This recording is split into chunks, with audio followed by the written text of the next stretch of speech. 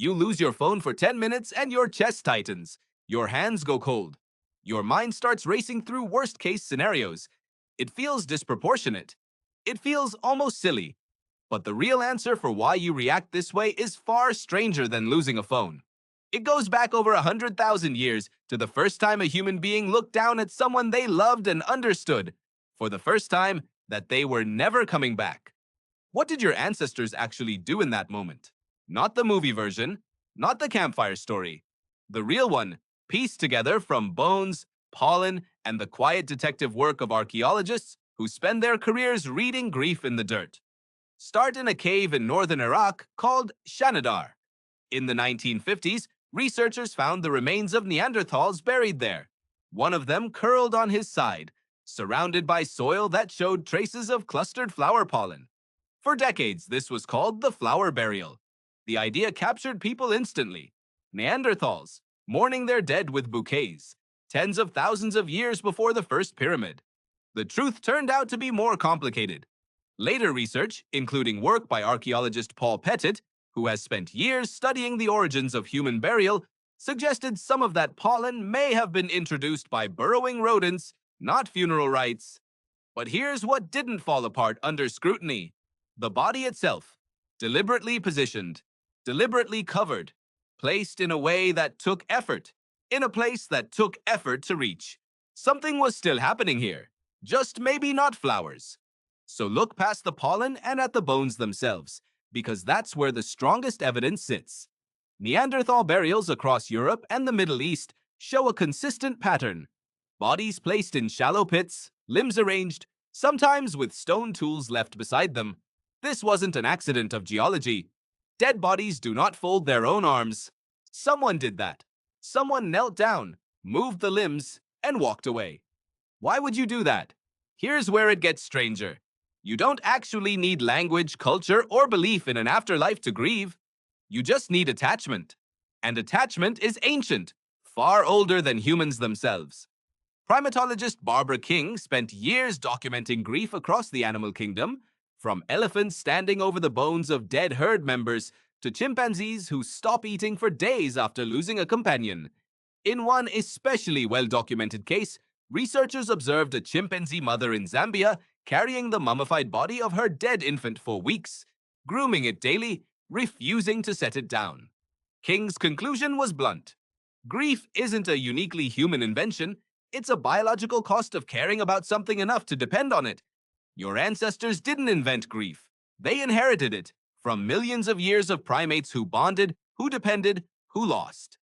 What humans added was something else entirely. Ritual. Ritual is grief with a shape. It's the difference between crying alone in a room and lighting a candle at the same time every year with other people who are crying too. And once early humans started leaving physical evidence behind, roughly 100,000 years ago, that shape starts showing up everywhere. At Qafzeh cave in Israel, archaeologists found a human skeleton buried with deer antlers pressed against the chest. At sites across Europe, burials appear with red ochre, a mineral pigment that has no nutritional or practical use whatsoever except one: decoration. Painting a body red before burying it is not a survival behavior. It's a symbolic one. Why paint a corpse? One theory, one that a lot of anthropologists take seriously, is that red ochre mimicked blood, a visual echo of life that the community wasn't ready to let go of. Death, in this view, wasn't treated as an ending so much as a transition that needed marking. Which means your ancestors weren't just disposing of bodies, they were telling a story to themselves about what death meant. And once you have a story, you have culture. Here's the part that should genuinely unsettle you.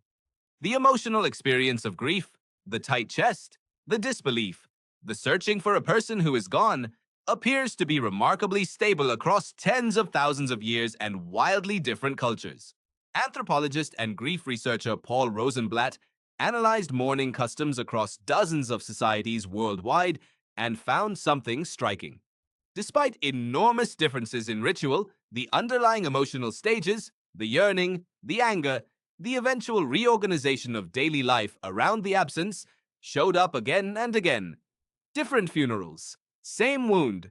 So when a Neanderthal knelt beside a body 40,000 years ago, and folded its arms across its chest. And when you sit alone in your room, unable to delete a voicemail from someone who died last year, you are, biologically speaking, doing the same thing. Your brain hasn't caught up to the fact that 10,000 generations have passed. It still runs the same ancient program. Someone I depend on is gone, and the world does not make sense without them in it. This is also why grief feels so physically exhausting, almost like an illness.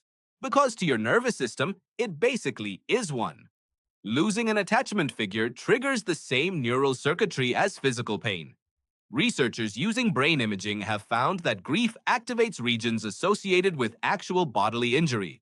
Your ancestors' brains treated the loss of a companion as a threat to survival itself, because for most of human history, it was. A solitary human on the savannah, without a group, without an ally, was a human who was about to die too. That's why isolation after loss doesn't just feel sad, it feels dangerous. Because for nearly all of human evolutionary history, it was. Modern grief, though, has lost something your ancestors had by default: community absorbing the blow with you. Prehistoric burial sites weren't solo events. They required cooperation, digging, carrying, gathering material, standing together. Grief was shared labor. You didn't mourn alone in a quiet room while everyone else went back to their lives after a respectful pause.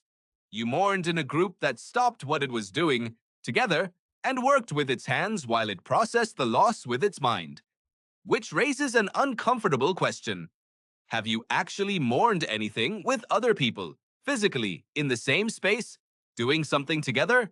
Or did the last time you lost someone happen mostly through a phone screen, a group chat, a scroll of condolence messages sent from separate rooms? You have inherited a grieving brain built for a village. You are running it in a world of apartments. That mismatch might explain more than you think. Why grief today can feel so isolating even when technically you're surrounded by support. Why a message of sympathy on a screen doesn't land the way a hand on your shoulder does. Your biology is asking for something modern life rarely provides. So go back to that tight chest over a missing phone. It isn't really about the phone.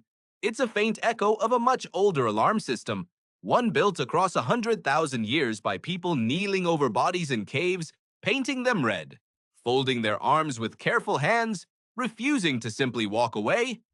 They didn't have language for what they were feeling. They just had the unbearable fact of absence and the need to do something with their hands while their mind caught up.